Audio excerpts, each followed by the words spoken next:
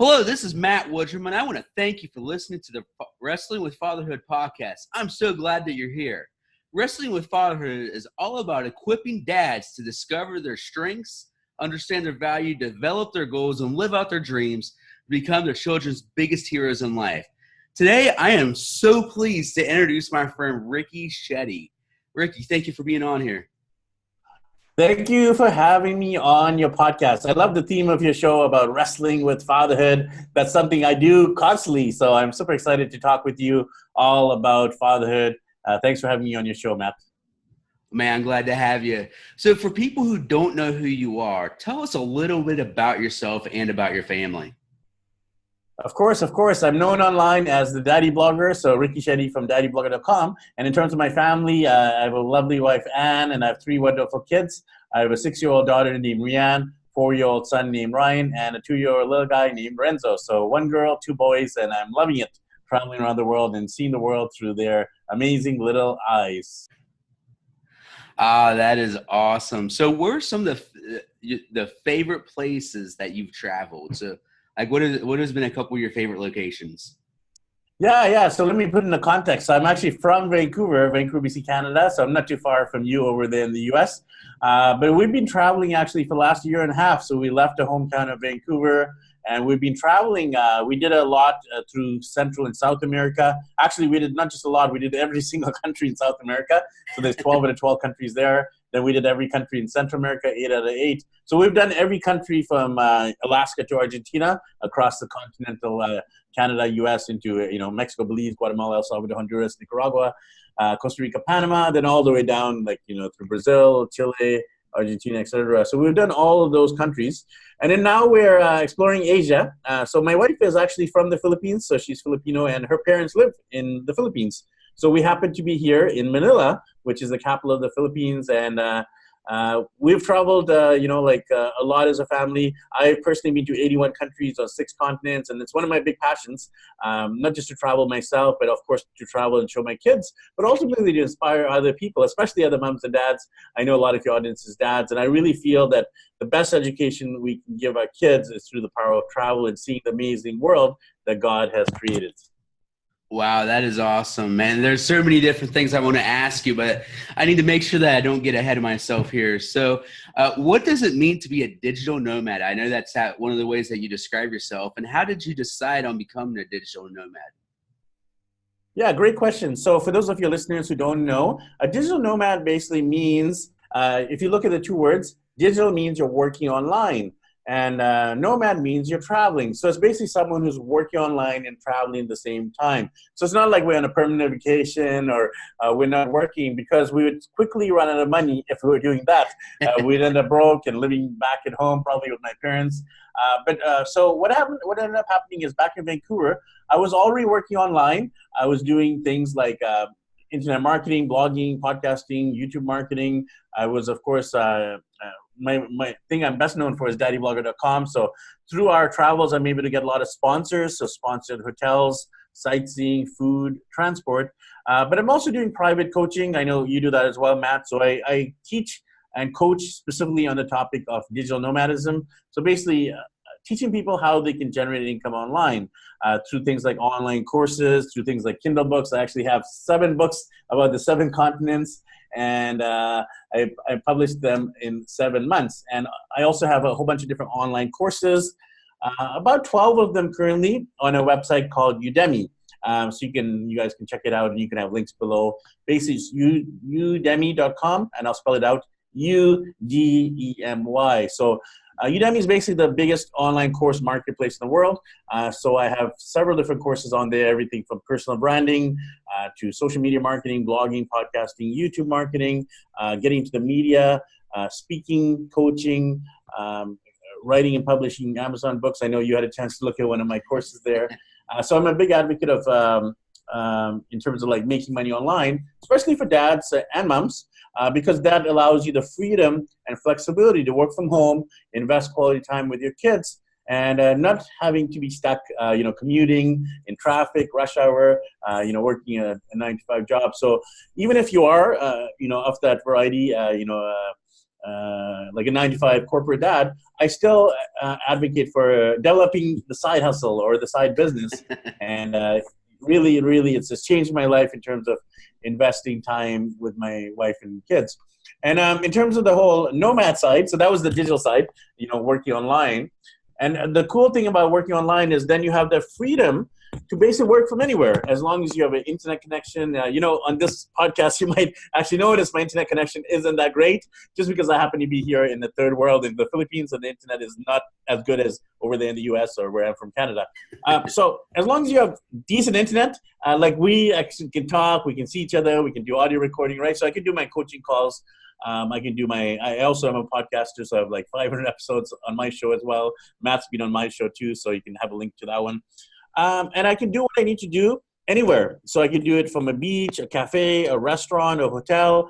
I happen to be at an Airbnb here. I can do it at an internet cafe, a co-working space. So the sky is literally not the limit as long as the sky is internet.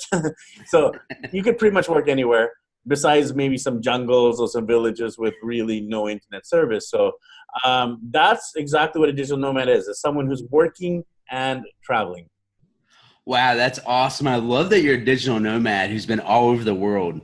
What has been some of the best experiences that you've had in traveling with your wife and kids?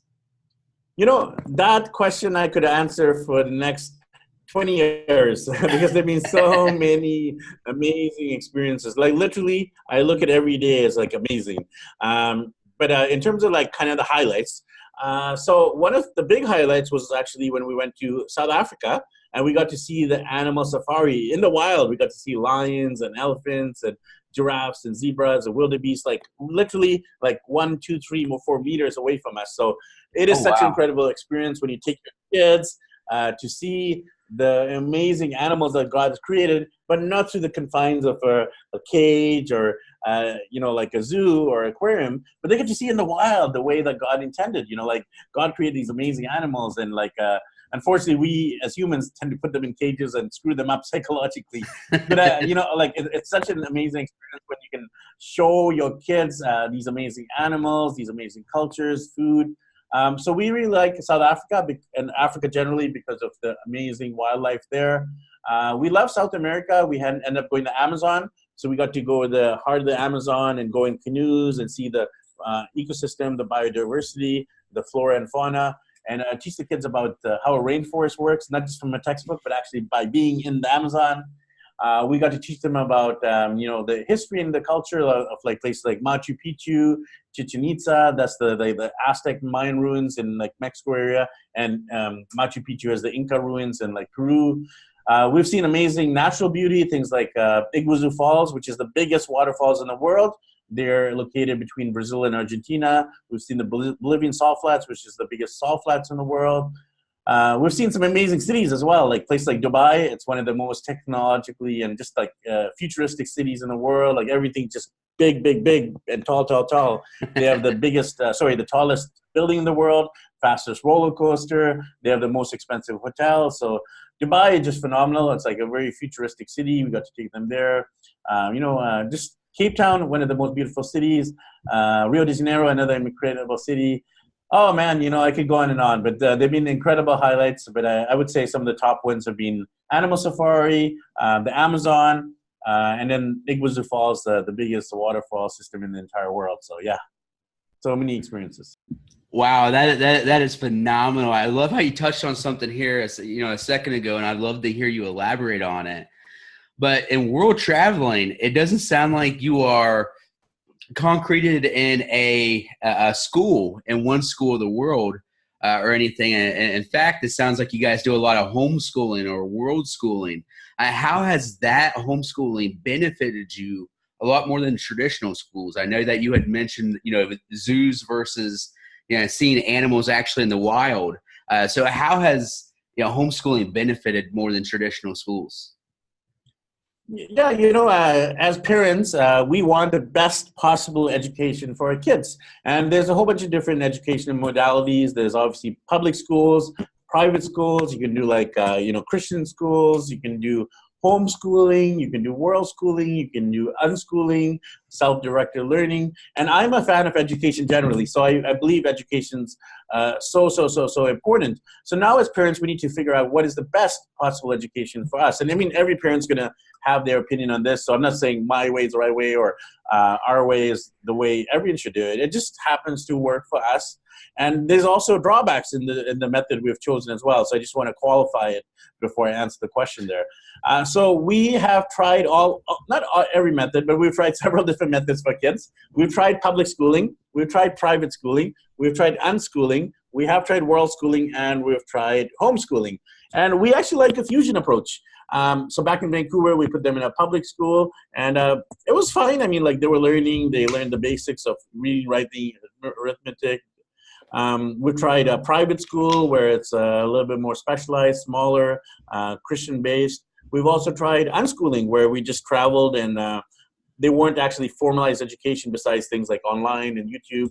And then we've tried homeschooling too. We've registered them as homeschoolers in our province of British Columbia. So we do have a curriculum and an assistant teacher who we can meet up with online and who gives us direction and guidance in terms of how to teach properly. And one of our favorite approaches is this whole idea of world schooling, which means, for those of your listeners who are not familiar, it's basically the world is their classroom and the people they meet are their teachers and travel is their best education. And I actually side towards that because I've seen the approaches and I've seen how do our kids learn best. And you as me and as adults, we learn through immersion, right? Yeah. If I'm going to teach you something like the guitar, I can't go to a classroom and just say, okay, this is the theory of guitar, and you got to learn all the notes, and you got to, do this and this and this. You got to actually pick up the guitar and start playing. So it's the same thing with like things like history and culture, economics, geography. Like when our kids actually explore South, Central America, Africa, Asia, Europe, North, like America, like we want to take them to every continent. They actually get to learn not just about the continents and the sightseeing, but they learn about the history, like how did colonization work and how do the economies work differently and why are some countries poorer and rich, and they get to learn about the economies like money, and they get to learn about people and food and culture, and there's so much learning they've kind of internalized through this power of travel. So people might not want to be as crazy as we are, traveling full-time, long-term, but at least I would recommend getting outside of, the comfort zone. Like if you are from Canada, the US, get outside of North America, take them down to Central America. It's cheap flights, you could drive down even, and teach them about a different culture, not just Disneyland or Universal Studios or Epcot Center or like those things are great. We have taken them to Disneyland and they love it. We've taken them to Legoland, they love it. But in terms of the actual learning, Mickey and Mouse and Minnie Mouse can only teach them so much. Like the things they learn when they're like traveling through South America, it's so intangible. It's like they're learning that not everyone in the world speaks English. They're learning that not everyone is like has lots of toys. We volunteer at orphanages. When we stay at an orphanage, they realize not everyone actually has parents. And when we volunteer and give back, they realize it's not all about us, and it's not only about the latest toys and gadgets and tech. It's about how can we contribute, give back, make a difference. So I'm super passionate about the area of like travel as a teacher, not just travel for the sake of, let's take off items off a bucket list. Okay, we've done the Eiffel Tower, we've done Machu Picchu, we've done the Great Wall of China, we've done Taj Mahal, we've done the Ayers Rock. Yes, that is part of a travel, but I feel the bigger and most important part of travel is like the people we meet, the encounters we make. And, you and me are Christians, and it says very clearly in Matthew 28 to go and make disciples of all nations. So we as Christians, we're called to do that. Go and make disciples of all nations in every part, every corner. Definitely. I love what you're hearing, or I love what I'm hearing. And that is how important culture is and instilling different cultures into our children. Why is it so important to introduce different cultures into our children's lives? Yeah, that's a great question. Like, what ends up happening is we live our life through a scope or a lens or a paradigm or our pink glasses or our rose glasses, right? So if you're living like we were in Vancouver, British Columbia, we tend to view the world from the suburb we're living in, from the people we're meeting, from the drive back and forth from school, from our work. So it's very limited to the suburb, to the city, to the province, to the state, to the country we're in. Of course, you can learn about it through the media, through Wikipedia, through Google, through YouTube, etc. But there's something so different when you actually step outside of your comfort zone and you actually leave North America. I'm speaking from a perspective of Canadian North American, right? But when you leave North America, you're like, wow, the world doesn't operate anything like we think it does in Canada, US. And it operates so differently and so uniquely and so culturally differently, right? So it's so important for them to understand that and realize that. Like the poorest person in America or Canada is probably way richer than a person here in the Philippines or in India or like in Africa, right? Just because you have access to food, drinking water, government facilities, etc. And like it's so easy for us like to say first world problems or complain about like things, but when you actually come here to a place like the Philippines where I am, which is one of the poorest countries in all of Asia, and you see literally like I'm in Airbnb, and when I go downstairs, I'll see kids begging. I'll see like extreme poverty, and this is what we need to learn, and we need to teach our kids. We need to learn this for ourselves as adults and as parents, firstly, but we also need to teach our kids that because we have a duty as citizens on this planet to care for it and to be stewards of it and impact it and transform it and make it a better place. And if we live in, the comfortable Christian or just the Western bubble, I don't think we'll have done God's full mission, which is, the work of evangelism and the work of social justice and transforming the world, stewarding the world, taking care of those who are less fortunate, the widows, the orphans, etc. Right? So I really feel it's God's mandate to do what we're doing to some degree, right? Like we're not traditional missionaries in that sense of the word, where we're commissioned by a church and, they're giving us money every month. We're tent makers like Paul and, some of the disciples.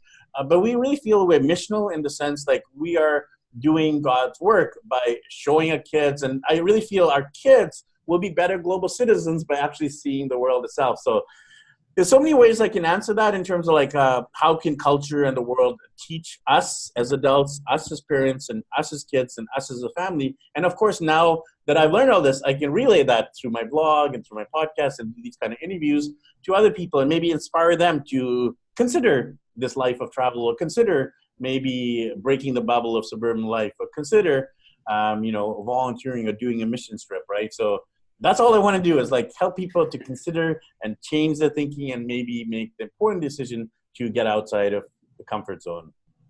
That's awesome. I think one of the problems that we do have here in North America is that we are so comfortable with our material possessions that we don't know what it's like on the other side of the tracks, if you will. And we think when we look at and when we're driving down a major city, we see what we think is poverty. And in the United States, and I've only been to Canada once, so I can't really speak in Canada, but in the United States, we don't know what poverty is because there's always a way to get some drinking water. There's always a way to, there's always someone passing you by who has, some money or who's willing to help you out and stuff like that. And so, you get to these other countries, and again, I haven't traveled very much out of the United States, but you get into these other countries. And what happens when you're in a country where everyone who passes you has the exact same amount of water that you do? And so you really can't, it's very difficult to change the economy and the things that they have and help them with what they've got.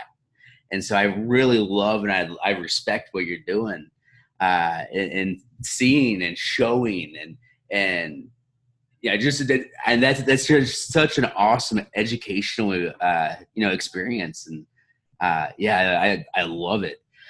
So how has traveling the world or what has traveling the world taught you about yourself and your family?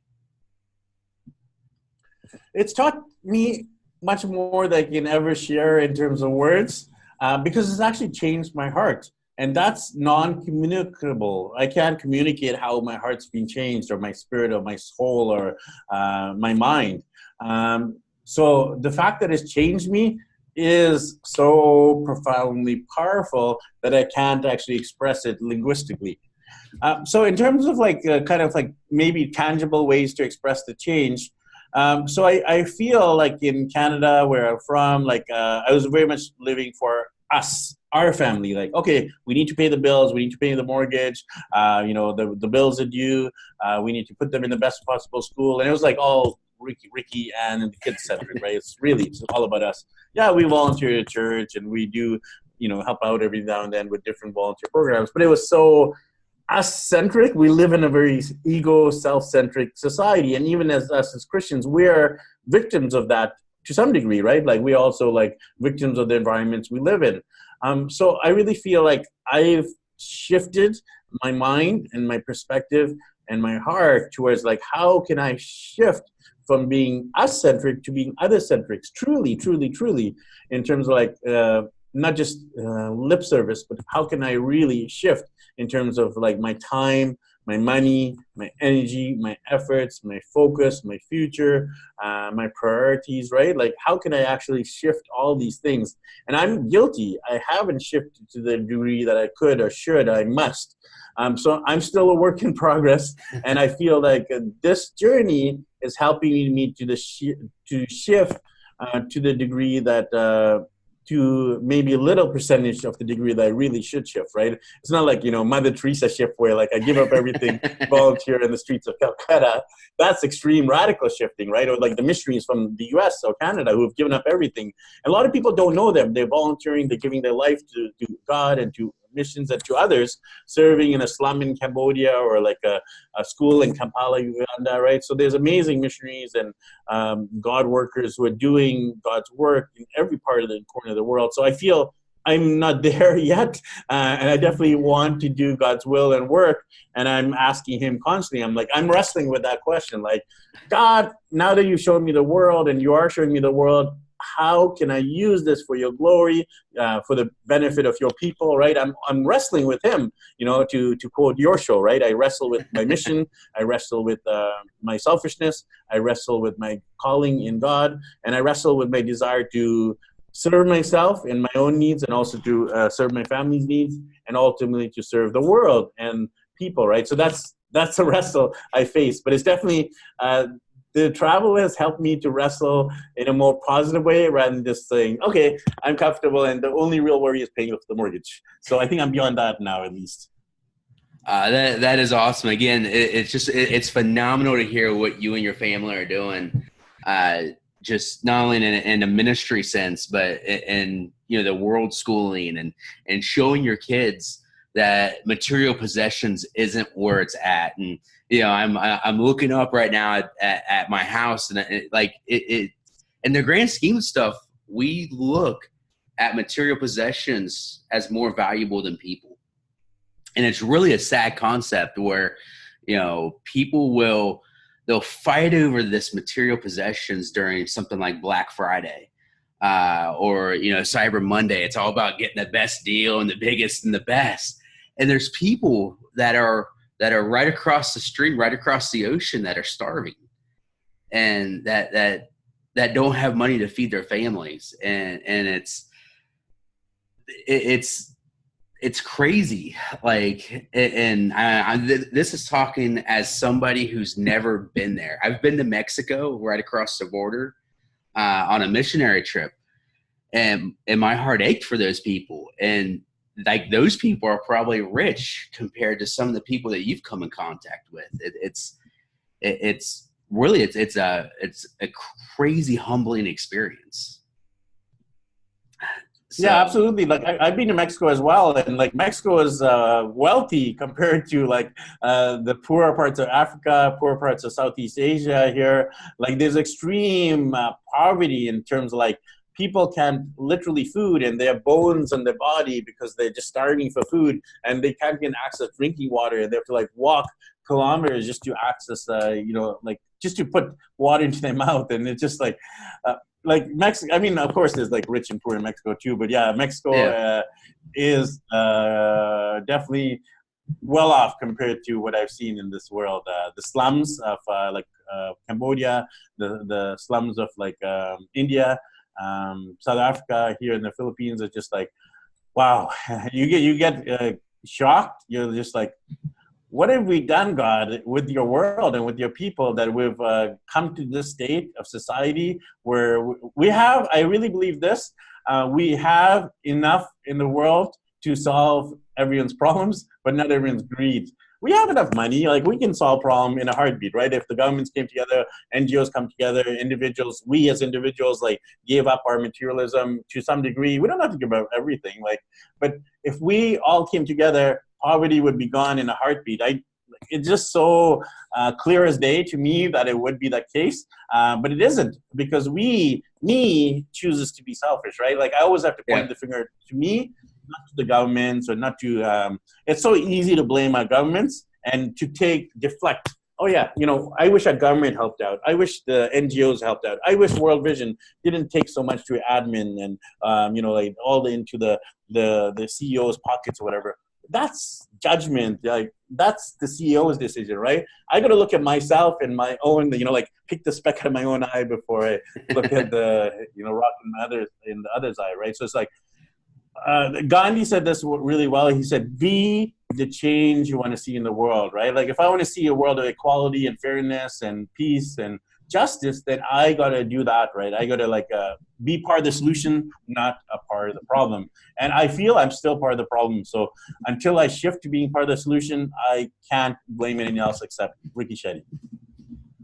Wow, that is such a powerful quote. Be the change you want to see in the world. Wow, that is a kind of that slap across the face. I think that that a lot of us don't like to do that self-examination. Wow. Yeah, we have enough in the world to satisfy everyone's need, but not everyone's greed. That's another Gandhi quote. He said, we have enough in the world to satisfy everyone's need, but not everyone's greed. And another third Gandhi quote, just because I'm in the roll with the Gandhiisms. So Gandhi said this about Christians. He's like, I love your Christ, but I don't like your Christians, because your Christians are so unlike your Christ. And man, guilty again, right? I'm so unlike the Christ I claim to follow. So I got to fix myself. And then not fix myself in the sense okay, do the work and all that. I got to let God into me and let the world into me, in terms of not the bad parts of the world, but the need and the yearning of the world for us, right? So, I'm going to quote Obama too, just because I want this quote kind of like a train, a wagon. So Obama said, we are the ones we've been looking for, right? So we are the ones we have been waiting for. So instead of waiting, again, the government, the Democrats or Republicans, the liberals, the conservatives to save it, we as a community, we as a kind of society can help solve the person's problems, people's problems and the world's problems. So I'm going to get off my quotes bandwagon. Hopefully those quotes help inspire people. I absolutely love it. So how have these traveling adventures improved your relationship with your wife, and why do you think that is? Yeah, so let me take you to the before and after, just like the wait before and after pictures. Well, let me take you to marriage before and after pictures, or the visuals.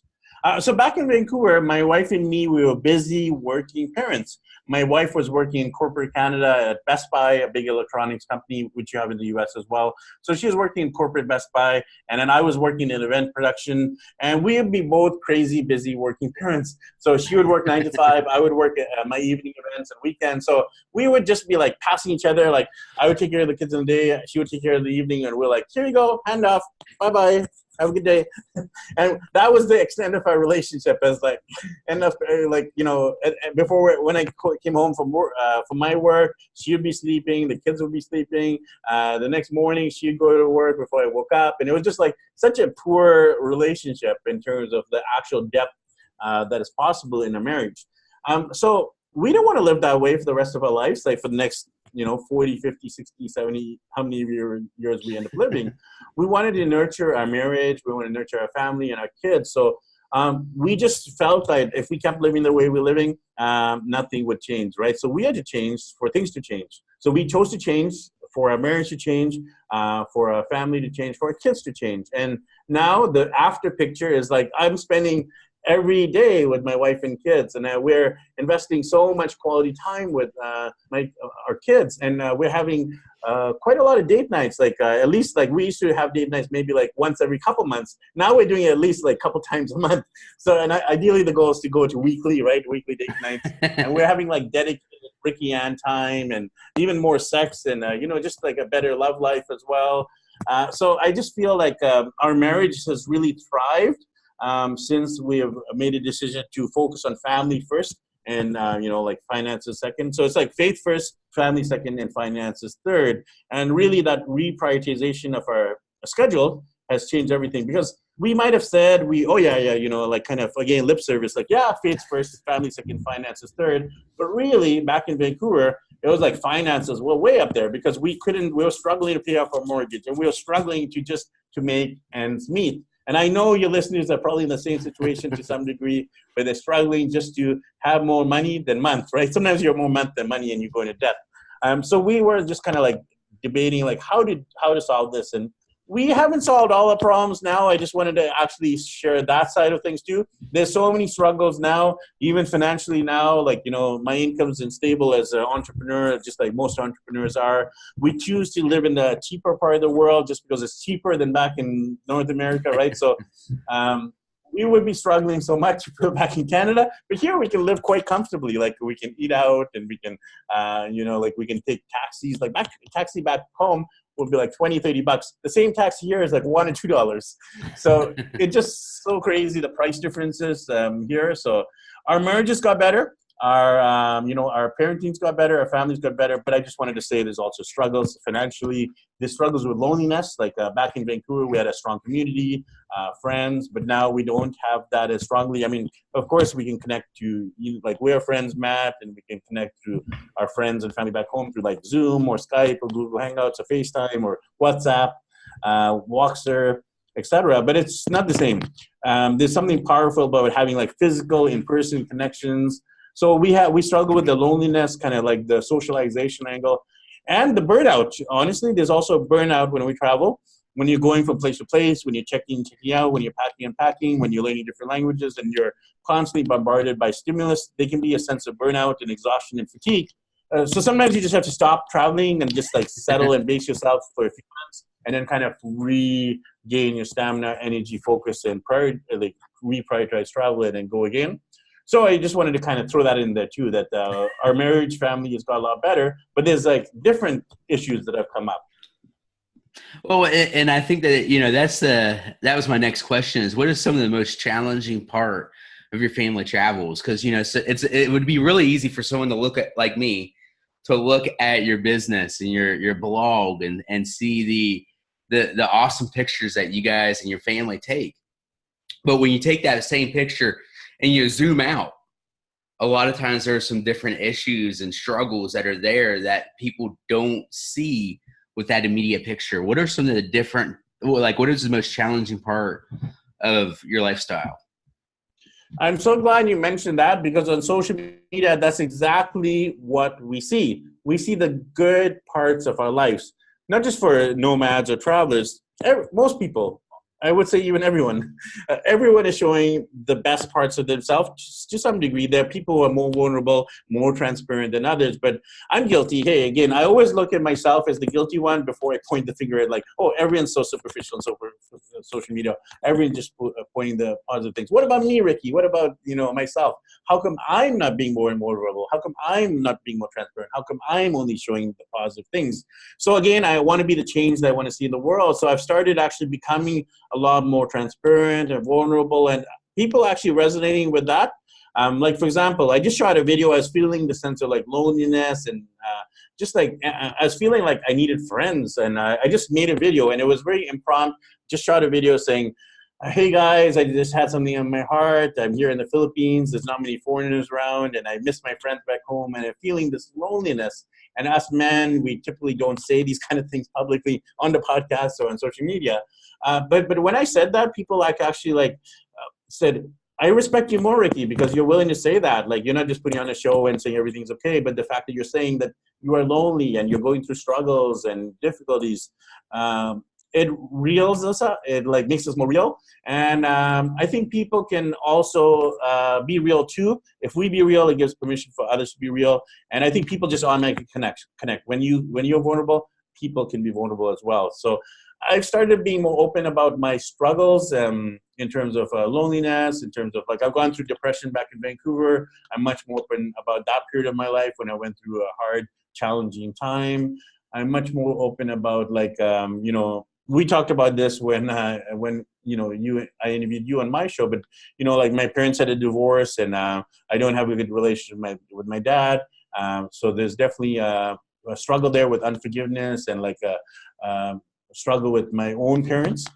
And I struggle to be present with my kids. So I'm usually on this little device, the iPhone, right? And I'm here and I'm like talking to my kids, talking to my wife, but I'm here. So it just like put down the phone and be focused, right? So I struggle with my health, going to gym regularly, eating healthy. So there's so many struggles and, I'm so open about it. Like I struggle with my relationship with God, like reading the Bible regularly, consistently, daily, waking up. Do I pray to God first or do I go to the washroom, drink my water? Honestly, I go to the washroom, drink my water a lot of the time, not just thanks God for an amazing day, right? So I think I have to recognize it and start to, I think awareness is the key to change, right? So the fact that I'm aware alone won't change it. Like awareness plus action equals change. So I'm aware, I'm taking action, and that will lead to change. And also it will lead others to be aware and take action and change themselves. So it's a ripple effect, right? Be the drop and other people will also kind of feel the ripples of that. So those are some of my struggles. I think I've shared kind of all the different dimensions and areas of my life that I struggle in. Yeah, definitely. I mean, there's so much that, it's easy to sit here and send out, you had mentioned missionaries and people out into the world and say, hey, well, why don't you go and why don't you fix their society and their economy and stuff like that while we sit back here at home and comfortable. And, a lot of times we don't think about like the loneliness. We don't think about their struggles. I was talking to a missionary a couple years ago, and he was over in Africa somewhere, and I can't remember exactly where, but he had fallen into some health issues. And over in Africa where he was, they didn't have the health care that we have here in the U.S. And so he had to hop on a plane, as someone who's sick and wasn't healthy at all, and come to the U.S. to get the proper health care. And so, there's so many different things that we don't even think about as people who are living comfortably in the U.S. And as you mentioned, people who are living, in Canada, that, we don't think of the people who are sacrificing, their vehicles, their cars, their trucks, their furniture, their TV, you mentioned iPhone, people who are sacrificing a working stove, a microwave, or refrigerator. There's so many different things that we take for granted each and every single day. And I love what you just said about it's so easy to take these things for granted before dropping a knee, praying and thanking God for them. And I love that about what you just said. That's very honest. It's very, upfront. And that's a thing that I know that I personally struggle with, without seeing a lot of the things that you've seen and the experiences that you've had. And I think that we would be in such a better mind space to help people, to witness to people, to share with people, if we did get into that habit of just dropping a knee and thanking God for, all this different stuff, and, before taking these things for granted. So thank you for sharing that part. So finishing up, I would love to ask for your advice for listeners who are listening and who might have some more questions. So what advice would you give to parents who are considering homeschooling or world schooling or these different forms of education? Yeah, so specifically to do the area with like traveling with your kids, it is scary. Like I had a lot of fears. I still have a lot of fears. I'm going to have fears. It's not like, okay, we made a decision to travel. The fears have all gone away. No. There's still fears. There's fears of the safety, security. There's fears of health. just remember this. There's hospitals, pharmacies, doctors, dentists everywhere in the world. You just have to remember that because people have teeth in other parts of the world. People get sick in other parts of the world. People need to go to the hospital. They have ambulances. So just remember that there's going to be help and support if you ever need it. Like, we've never had anything major happen to us in terms of like health and safety. You know, thanks to God, there's nothing major that's happened. But, you know, we've had to go to like hospitals for checkups, and, you know, like our son like fell once and then he was bleeding. We had to just rush him to the hospital. He got bandaged up. We did that in Brazil. We didn't know any Portuguese, so we knew very little Portuguese. But, you know, people figure out what happened. This you know, my son fell, he was bleeding, so they knew what to do. You know, like, we didn't need like to communicate exactly what happened or like what we needed help with. Like the doctors actually could speak English because they were a little bit more educated at the hospital itself. But you know, like, people are there to help, firstly. And I just wanted to reassure people that you can get help and medicine and support no matter where in the world you are, unless you're in like a super remote part. Even there's going to be a doctor within, you know, a reasonable distance away. So in terms of the actual practicalities of like traveling, I'm going to give you guys some practical steps. I don't like to talk theory. I like to give practical advice. So these are my 4 steps to travel the world, and these are the exact suburbia, leave a domesticated dad to become a digital nomad dad. The 4 steps. First is you got to save. Secondly, you got to sell. Thirdly, get sponsorships, and fourthly is get a salary. So quickly, I'll explain what all that means. Well, savings is pretty self-explanatory. Just save towards your travel budget. You know, put aside like $20 a month, $50 a month, whatever you can afford, right? Like, put it aside, not just through the emergency fund or through the education of your kids, but towards your travel budget. Like, we still have the emergency fund. We're still putting towards our kids' education, but we've just decided to prioritize travel as opposed to saving towards a new car, the new technology, etc. Or even cutting back on like those expensive dinners out, those expensive, crazy expensive movie nights where you're spending like popcorn and drinks, and, you know, just that alone, you could almost do a little mini vacation just on the cutting back on a few movies out. So obviously cutting back on expenses, and then selling. You have to make a decision if you're going to do something a little bit more drastic, like travel indefinitely or long term. You might want to consider selling your home. If not, then renting it out through things like Airbnb, VRBO, short-term rental, long-term rental. So obviously those kind of things will help finance the trip if you end up selling either a home or cars or furniture, technology, gadgets, etc. You might want to do a garage sale where you just get rid of the stuff you don't need, and you take people's money and they take your stuff, and it's a great trade which will allow you to finance some of your travels.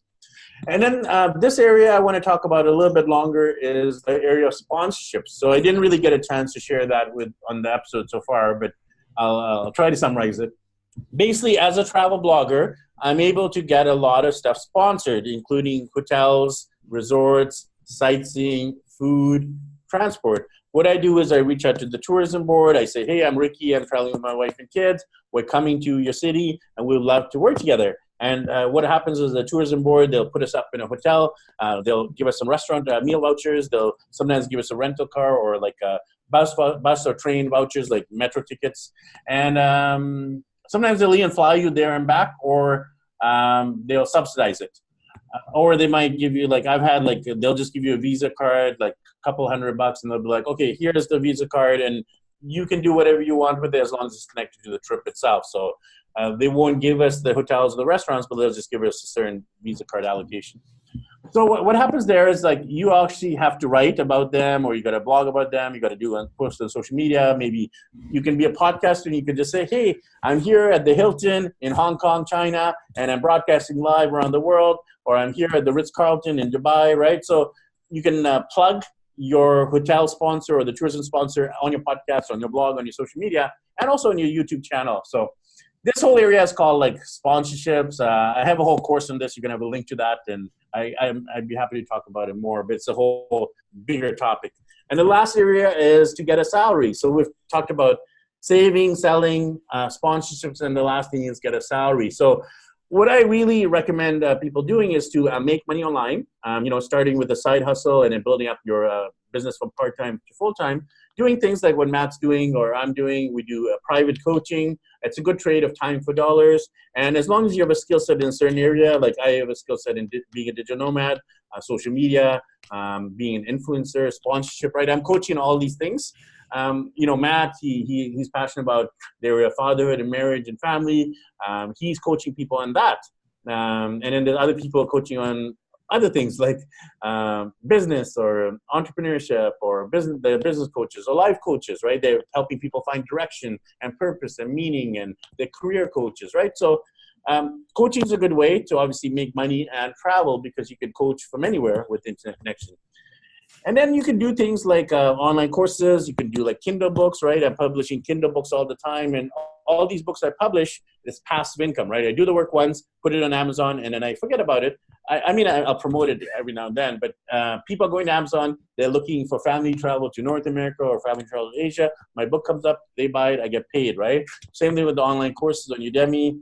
And then you can get money through things like like getting sponsorships in terms of companies actually paying you. You can do things like social media management. You can do graphic design, web design. You can do ESL teaching or language teaching online. You can do it in another country. And you can also, the other option is you can work remotely for a company. So basically, if you have a job that involves a computer and you don't have to actually go to an office and work there physically, you can ask your company if you're allowed to work remotely. Or you can look for jobs specifically that allows remote independent location work. So those are some ways to get a salary online. So just in recap, I know it's a long answer, but I just wanted to end with something very, very tangible and practical. So save first, sell second, get sponsors third, and finally get a salary. And through God's power and might and grace, you'll be able to travel as well. I absolutely love that. And that's some great advice. I'll have to get you back on the podcast at a later time. We can go in more detail about each one of those four areas. So finishing up here, what advice would you give men on becoming a better husband? If you listen to this quote, you'll probably going to be good. Happy wife, happy life. And, like I have a book all about fatherhood. I actually interviewed 100 dads, just like what you're doing now. I interviewed 100 different dads. And I got advice from all the dads in terms of, these kind of things. And the common thing was like, happy wife, happy life. And the first kind of nugget of wisdom in my book is listen to your wife. And when I do that, my marriage is phenomenal. And I feel through the roof. When I don't listen to her, when I'm stubborn Ricky and I choose to do my own prideful way, we fight. we just have a terrible marriage. I'm kind of being cheeky here, but God's given us amazing women as wives, and we need to listen to them. And of course, you got to do it in the spirit, like they're not making you do something stupid or wrong, right? Like listen to them in the sense like they're like your helpers, right? Like God's given them. It's not like okay, treat them poorly or make them serve you all the time. It's like. We are serving them, right? Like Christ served the church, not the way they're around, right? But I think really listening to your wife, supporting her, championing her as well, and working as a team would be one of my biggest suggestions, is you are working as a team to build a strong marriage. It's not like just her fault all the time. It's not your fault all the time. When there's something's wrong, it's usually both people's fault. So unless saying, oh, she's like this or he's like that, when you realize, man, I'm like that, again, it all goes back to me is the problem, right? When we realize that I'm 100% responsible for the failure or success of my marriage, then it goes better. When I start blaming, and I do this, like I blame her, I judge her or criticize her, that's when my marriage is on the rocks or it's not as strong as it could be. So just this accountability, the personal accountability, the personal responsibility, and of course prayer. This is something I really found. When we have a fight, we're so angry at each other, we don't want to talk to each other, we want to go to bed, and we're just like, we're basically like not even looking at each other, we're kind of turned away from each other. But then when I or she, one of us has to say like, can we pray? And the other person has to say yes, right? They can't just say no or like block it off. just use those magic words, can we pray, but actually start praying, not just, can we pray, yes, it's over. But actually pray, like, dear Jesus, we need you now, we're struggling, we just had a big fight, can you help us? And there's power. I don't want to use the word magic because it's actually not magic David Copperfield style. It's actually Holy Spirit style magic, right? So it's just like the Holy Spirit is working powerfully in that moment when you pray as a couple and when you humble yourselves and say, like, Lord, we need you. Otherwise, we're going to go to bed angry. We're going to wake up angry. We're going to be thinking angry thoughts as we sleep. And we've done both. We've gone to bed angry and we've gone to bed in prayer. And the prayer works better than the going to bed angry. That's from a lot of personal experience. So definitely highly recommend prayer, listen to your wife, and working together as a team. Definitely. Wow. Some really powerful nuggets right there to chew on. Absolutely love it. So what advice would you give to men on how to become a better dad? So better dad, when I interviewed all these dads on my podcast and my book, this is a common theme as well. Like, dads need to spend more time with their kids because dads have been traditionally the provider and the protector. I mean, this has been our role, right? Like, for years on end, for decades on end, for centuries on end, men are even from the cavemen onwards, right? Like, men were the ones providing, the moms were the ones taking care of the kids. But times have shifted now. And I find a lot of the men have told me this, like, my dad, he was a great provider, but he wasn't there for me. So this really shifted in me, is like, I need to be there for my kids. I need to provide presence before, actual profit, right? So I need to be present for the sake of my kids. So being the time provider instead of just a money provider is so important. I really believe that love is spelled time, so Time. So we can say, oh, I love you, honey. I love you. Even to my wife, I can say, I love you, honey, or I love you, kids, right? But really, do we spend time with the people we love? I can say, I love you, Jesus, right? But am I spending time with him, right? So we need to prioritize time in terms of like uninterrupted quality time and just doing what they love doing. If they love puzzles, do that. Even though you might not like puzzles, you might be like, oh, that's so childish. I'm not into puzzles. I don't like board games, right? We need to break that desire not to do what's good for us, but to do what's good for them, including puzzles, board games, card games, running around, playing tag, playing hide and go seek. Like, us adults, it's not natural to us. It's not like, Matt, I'm going to hide, I'm going to hide behind the pole. And we don't do that as adults, right? It feels weird if we did that. Maybe we should as adults, because then we'd have a lot more fun. But, we actually need to shift from this adult mentality to let me just humble myself to the point of being like my kids, looking them in the eyes, getting down the ground, wrestling with them, laughing with them, tickling them, right? There's so much power in just the simple actions. I am such a big advocate of dads reading with their kids, our kids, because a lot of dads, they'll kind of allocate that towards the mom. Oh, the mom can read with the kids, And I used to do that. Again, guilty, right? But I've started shifting where no, honey, let me read. Today's my day. And then my kids actually have got used to it. They're like, oh, it's daddy's turn to read a story, right? So that's why I wrote these books, by the way, just because I was so passionate about dads reading with their kids. I actually wrote books that I was passionate about, which is family travel, right? So I'm like, if I don't want to read other authors' books, I'm going to read my own books to my own kids. And my kids love it. They're like, let's read the book again, right? So reading with your kids is really important as well.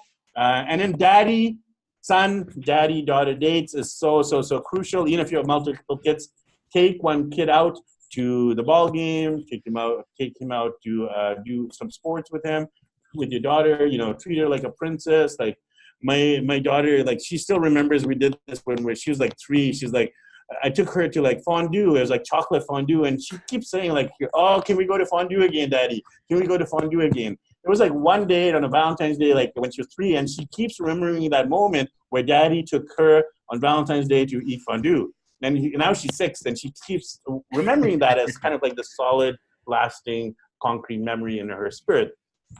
So yeah, those are some of my tips for being a better dad. I mean, it's really the time variable. Spend time with them. Yeah, definitely. Wow.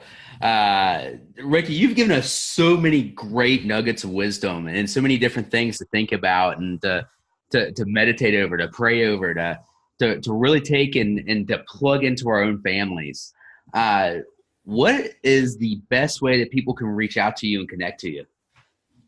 Yeah, easy peasy. It's daddyblogger.com. So that has everything I do on there. It has my private coaching. It has my books. It has my online courses. It has links to my social media, my podcast, my YouTube channel.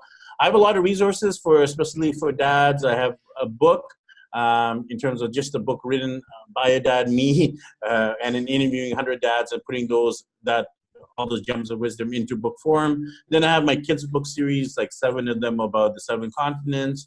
Then I have a whole bunch of online courses, especially to do with entrepreneurship and internet marketing. So I really love equipping dads to be internet marketers and make money online. So if you guys are interested in that area of, income generation through the power of the internet. So I have a lot of resources around that. And I have a whole bunch of podcasts and YouTube videos all about family travel too. So there's a lot that you can dissect and chew on daddyblogger.com. Yeah, definitely. Ricky, thank you so much for being on the Wrestling with Fatherhood podcast. You've given the listeners and myself so many gold nuggets to look at and to chew on. So thank you so much for being on here. You're welcome, Matt. I just wanted to kind of acknowledge you and the amazing work you're doing with your podcast and with your training and coaching. We really need dads like you to step up and man up and dad up and to provide resources and help and support for other dads. So I just wanted to acknowledge the amazing work you're doing and keep up the good work, Matt, with Wrestling with Fatherhood. Thank you. Much appreciated. So if you want to learn more about Ricky, check out his website. Like he just said, it's daddyblogger.com. Again, I'll say that again, daddyblogger.com. If you'd like to learn a little bit more about what Wrestling with Fatherhood is all about, check out our website. That is www.fatherhood.com. Again, that's www.fatherhood.com. You can also check out our Facebook group at Wrestling with Fatherhood. Also search Google. Anything that you put in there, Wrestling with Fatherhood, should come up with Wrestling with Fatherhood. So thank you so much for listening. I hope you guys all have a great day and have a good one.